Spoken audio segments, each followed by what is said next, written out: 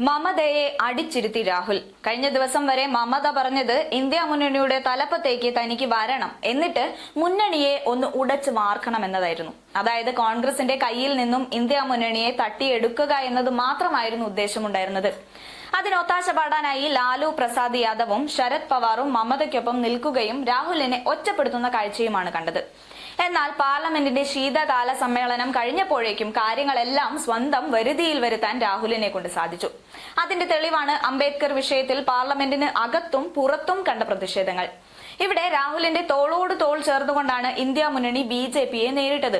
അതുമാത്രവുമല്ല, ഒരു രാജ്യം ഒരു തെരഞ്ഞെടുപ്പ് ബില്ലിലും BJPക്കെതിരെ കനത്ത വെല്ലുവിളി ഉയർത്തി അമിത്ഷായുടെ വാ മൂടിക്കെട്ടി സ്പീക്കറെ കൊണ്ട് അമിത്ഷായ്ക്ക് വിലക്കും ഏർപ്പെടുത്താനും ഇതേ ഇന്ത്യ മുന്നണിക്കായി. എന്തിനേറെ പറയുന്നു, JPCക്ക് വിട്ട ബില്ലിൽ അന്തിമ വിധി പറയാൻ പാകത്തിന് പ്രിയങ്കയും JPCയിൽ അംഗമാകുന്ന കാഴ്ചയ്ക്കും ഈ ശീതകാല സമ്മേളനം സാക്ഷ്യം വഹിച്ചു. ചുരുക്കം പറഞ്ഞാൽ അമിത്ഷായുടെ അംബേദ്കർ പരാമർശത്തിലൂടെ ഇന്ത്യ മുന്നണിയെ വീണ്ടും കോൺഗ്രസിന്റെ ചരടിൽ കെട്ടാൻ കോൺഗ്രസിനും രാഹുലിനുമായി എന്ന് തന്നെ പറയാം.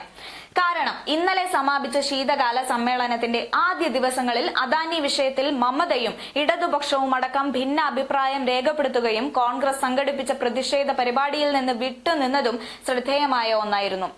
ഇത് BJP ആവശ്യത്തിന് മുതലെടുക്കുകയും ചെയ്തിരുന്നു. എന്നാൽ അതേ BJPയിലെ മൂന്നാമനായ രാജ്യത്തിന്റെ ആഭ്യന്തരമന്ത്രി അമിത്ഷായുടെ നാക്കൊന്നു പിഴച്ചുപോയതോടെ ഇന്ത്യ മുന്നണിയിലെ മുറുമുറുക്കുകൾക്കപ്പുറത്ത് വീണ്ടും ഒന്നിച്ച് ഒരേ ചരടിൽ കെട്ടാൻ കോൺഗ്രസിനെ കൊണ്ട് സാധിച്ചു എന്നുള്ളതിന്റെ തെളിവാണ് പാർലമെന്റിന് പുറത്തെ ഇന്ത്യ മുന്നണിയുടെ പ്രതിഷേധം. അവിടെ വനിതാ MPയെ ഇറക്കി രാഹുലിനെ പൂട്ടാനാണിപ്പോൾ BJP ശ്രമിക്കുന്നത്. എന്തായാലും രാഹുലിനെ ഇന്ത്യ മുന്നണിയുടെ അമരത്ത് നിന്നും മാറ്റി ആ പദവി തനിക്ക് നൽകണമെന്ന മമതയുടെ പൂതിയൊക്കെ മാറ്റിവെച്ച് കോൺഗ്രസ് ഈ മുന്നണിയെ നയിക്കുമെന്ന കാര്യത്തിലേക്കാണ് ഇപ്പോൾ അമിത്ഷാ കാര്യങ്ങൾ കൊണ്ടെത്തിച്ചിരിക്കുന്നത്. ചുരുക്കം പറഞ്ഞാൽ പാർലമെന്റ് സമ്മേളനം അവസാനിച്ചെങ്കിലും BR അംബേദ്കറിന് എതിരായ അമിത്ഷായുടെ വിവാദ പരാമർശം ആളിക്കത്തിക്കാനും ഇന്ത്യ സഖ്യം പാർട്ടികളെ തമ്മിൽ ചേർത്തു നിർത്തുന്ന മുഖ്യ വിഷയമാക്കാനും കോൺഗ്രസ് തന്ത്രമൊരുക്കുന്നു. അതിന്റെ ഭാഗമായി തുടർ പരിപാടികൾക്കായി അടുത്ത ആഴ്ച കർണാടകയിലെ ബെളഗാവിയിൽ ചേർന്ന പ്രവർത്തക സമിതി രൂപം നൽകും. ഇന്ത്യ സഖ്യം പാർട്ടികളുടെ സ്ഥിരം ഏകോപനം ഉറപ്പുവരുത്താൻ കോൺഗ്രസ് സ്വീകരിക്കേണ്ട നടപടികളെക്കുറിച്ചും ആലോചനയുണ്ടാകും. അതുമാത്രമല്ല, ലോക്സഭാ തെരഞ്ഞെടുപ്പിനു ശേഷം ഇന്ത്യ സഖ്യം നേതാക്കൾ ഒന്നിച്ചെത്തുന്ന വേദി ഉണ്ടായിട്ടില്ല. ഇന്ത്യ സഖ്യത്തിലെ യോഗവും നടന്നിട്ടില്ല. ഇത് രണ്ടും സാധ്യമാകുമോ എന്ന ആലോചന നേതൃത്വത്തിന്റെ മനസ്സിലുണ്ട്. പ്രഖ്യാപനത്തിന് മുൻപ് പാർട്ടികളുടെ സമ്മതം തേടേണ്ടതുണ്ട്. അതേക്കുറിച്ചുള്ള ആലോചന പ്രവർത്തക സമിതി യോഗത്തിൽ തീരുമാനിക്കും.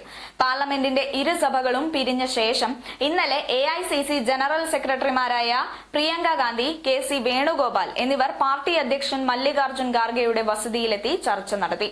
പ്രവർത്തക സമിതി യോഗത്തിന്റെ തയ്യാറെടുപ്പുകളുമായി ബന്ധപ്പെട്ട ആലോചനയാണ് നടന്നതെന്നാണ് വിവരം.